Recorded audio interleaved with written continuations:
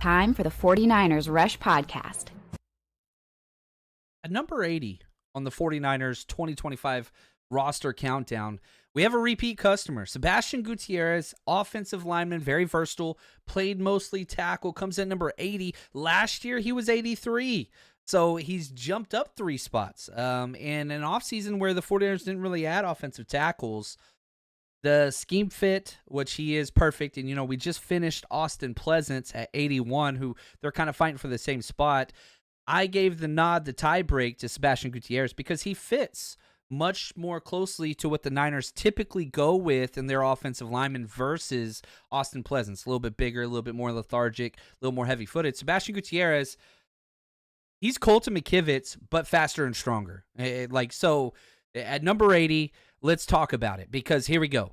He wears jersey number 60. He can play guard and tackle. The versatility, check mark. Scheme fit, listen to this, 6'6", 308. Colton McKivitz 6'6", 306, right? Right at 33-inch arms, 26 years old, ran a 5'1", 40, 1.79 10-yard. Both those are very, very good for offensive linemen. 7'5", 3-cone, good. 28 bench press reps. So he's just like Colton McKivitz, except he's faster and stronger. Colton ran a 5.35. He ran a 5.10, so basically a quarter second faster in the 40. That's great. Colton McKivitz did 20 bench press reps. Sebastian Gutierrez, 28. He is your prototypical height, weight, speed, film, versatile offensive tackle, offensive guard in the Chris Forster Shanahan scheme. He just checks it to a T. And on top of that, he's been with the 49ers. Spent all year last year on the practice squad, and he's traveled around. He's entering into his 4th season in the NFL, and we'll go through all the places he's bounced around, but this is a player that fits what the 49ers want at the offensive line position. He just hasn't got much playing time. And so you're hoping he kind of develops into a backup reserve role instead of just, another player that is cut and moves on. But the fact that they stashed him on their practice squad all year, called him up once or twice, gives me a little bit of hope. Now, he's from Pasco, Washington, graduated Pasco High School, football, basketball, golf, track field, baseball. Good Lord. Did it all. Academic athlete of the conference in high school. And then what's crazy is he goes to Minot State University in Minot, North Dakota. I apologize if I'm mispronouncing that. He's only the 3rd player in Minot State University to make it to the NFL. A little trivia thing. Randy Hedberg, who was a quarterback back in the 70s, and Ron Marsh, defensive end in the 70s, 80s. And then you got Sebastian Gutierrez. That's it. It's 3. Not the conventional path to the NFL, but he graduated with a degree in corporate fitness and wellness management. He is pursuing a career in sports management. So being in the NFL, that's definitely going to help that. He was a team captain in college, vice president of academic affairs. Dude, check that out. Member of the honor roll, all those things. So his college career, redshirted 2016, played 9 games as a tight end. Athleticism, check, right? The Joe Staley pathway, these small directional whatever schools, tight end, you convert them to tackle and you reap the benefits. Like whenever I say Sebastian Gutierrez is the prototypical offensive lineman that the 49ers covet, the parallels are huge. Now, at some point, it's got to pan out. Yeah, he's highly athletic, fits the outside zone scheme, height, weight, speed, arm length, measurables, check. But you got to play at some point.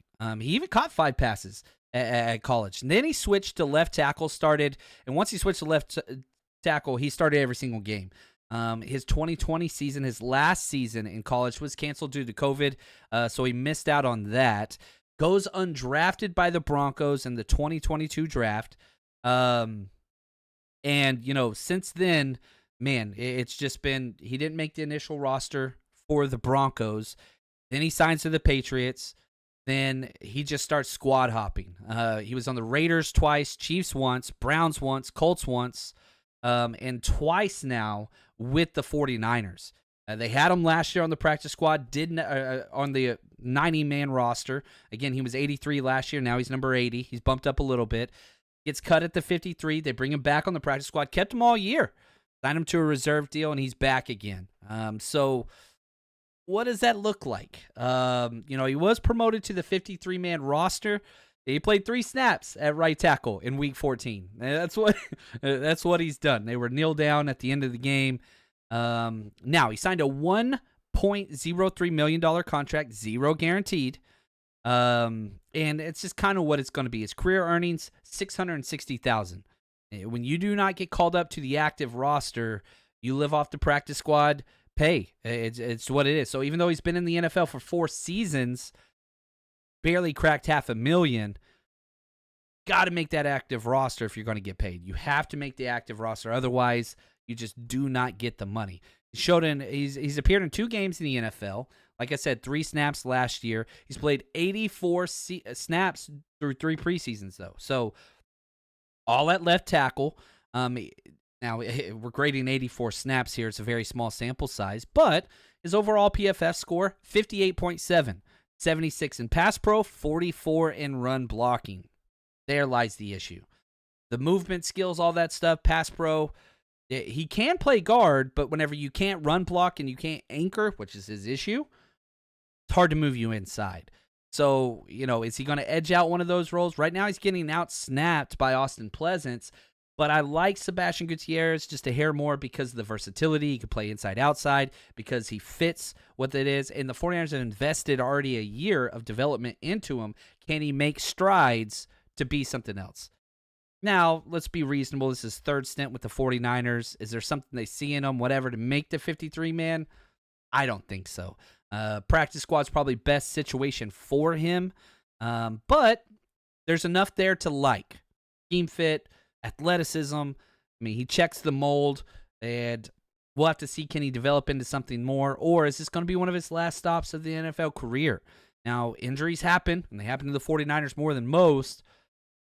I still think it's going to probably take 2 to 3 stacked injuries at his position before he gets playing time. So I just don't see it. But maybe back on the practice squad again for Sebastian Gutierrez, who comes in number 80. Have to thank Josh, Ben, and Zach, our executive producers of the entire roster series. For us in the 49ers Rush team, we're just going to keep counting them down.